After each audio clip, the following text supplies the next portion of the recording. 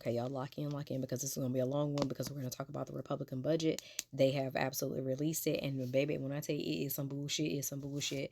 This is absolutely going to affect every last person in America, from the goldfish to your neighbor's fish to the dog to everybody. So please understand something. They're out here talking about, oh, they're not concerned with the little pain. That people will understand that. They are saying that we can understand the pain because they don't have to deal with it. Because remember, he ran his whole campaign on the guise of cheaper eggs, gas, groceries, and all the things. That man didn't even know the term groceries. Literally, he said this. He was like, I didn't know that people were using the term. He was like, groceries, that's like your bread. Like, he didn't know. They also are calling them savings. So y'all, please do not be discombobulated with anything when they're like, oh, these are savings. They're absolutely not savings. They're gonna save, all right. They're gonna save a whole bunch of people from being around here, because y'all gonna starve to death and die. Because what they don't understand is, like, companies like Walmart absolutely need to be paying more in taxes, because they are the ones who are getting like big tax, because a lot of their employees are on governmental benefits. Therefore, they cannot make ends meet and still work as close to full-time hours as they possibly can, because Walmart doesn't give people full-time hours. That's a whole nother situation. Hey, Florida, New York, y'all got a special election this year. We're gonna need y'all to really do y'all big ones, because here's the thing: the Republicans are out here fighting with each other, because they know if they do not come together and absolutely get this a joint bill passed, they can't do what they're trying to do. And what they're trying to do is called a reconciliation. What that is basically, if they all come together, they can blow past Democratic opposition and basically get this thing passed. And then they don't have to deal with anybody saying, well, no, we shouldn't do this. But here's the thing: some of those Republicans in there have a little bit of a conscience, a little bit of a spine. And they're like, I don't know, y'all, this is a little bit too much, because I said that I would not do this. Because, of course, a lot of them are worried about their seats for next year, primaries. So let me tell you something. If they go around and fuck around and do all of this, go to the polls next year and absolutely do what they need to do. Because if they could only live on Medicaid for 6 months and really understand how this shit really works, oh baby, they would fix this stuff real quick.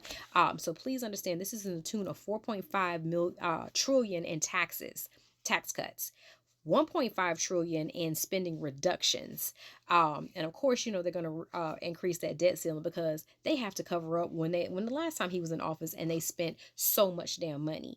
And it was like a free for all. So now they're also adding another 3 trillion over the 9-year time frame. So, but of course, they're also going to need funds for that big ass immigration thing that they're doing. And they're saying, oh, they've been working so hard and whatnot. And this reminds me of, like, when your kid is like, hey, mom, look at this. And they spin around, don't do nothing real, fancy. And you just like, oh, yay. That's what they want. They want praise for sitting here wasting our time and money, as they're sitting here having luncheons, talking about how they need more money. So remember, if they can't come to an agreement, they can't do this reconciliation. Yes, so that's why you see Mike Johnson and Lindsey Graham over here kind of head to head, because he's just like, oh no, wait, so we can get this done. And Lindsey is like, nah, we're going to get our side done. You get your side done. We might meet in the middle. We might not. If not, fuck it. It is what it is. But of course, they're going to do a lot of military spending. And, because of course, Holman said that he needed at least like $150 billion, because, the beds, detention centers, all those things for this, border playset that he's out here doing, because we know that it's not that bad at that border like that. If it was, listen, it's not to the tune that it's getting ready to bankrupt the country. We're not in that dire straits. But here's the thing, and remind you that they did this overall, a whole ass luncheon that we paid for. When they're talking about $230 billion being moved from the agricultural fund, this is talking about your SNAP. So please don't think that, that's farming and all that stuff. I know that they're talking about all these farmers out here that made these deals and now they can't pay their bills, but that ain't got nothing to do with that agriculture. We're talking about $230 billion being removed from SNAP. Think about the millions of people that utilize that. 880 billion that are going to be moved from the energy and commerce. That is your Medicaid. So, don't think that, that's going to be like your Wi-Fi or anything else, or, your power lines or whatever else some people might think that is. Medicaid is absolutely underneath that. $330 billion will be removed from the education and workforce. And what that is your workforce protections, your early childhood education, your labor, your pensions, and higher education and workforce. So we've already seen how the Smart Start program has really taken a hit. It's about to take another one. This is why half of America can't read right here.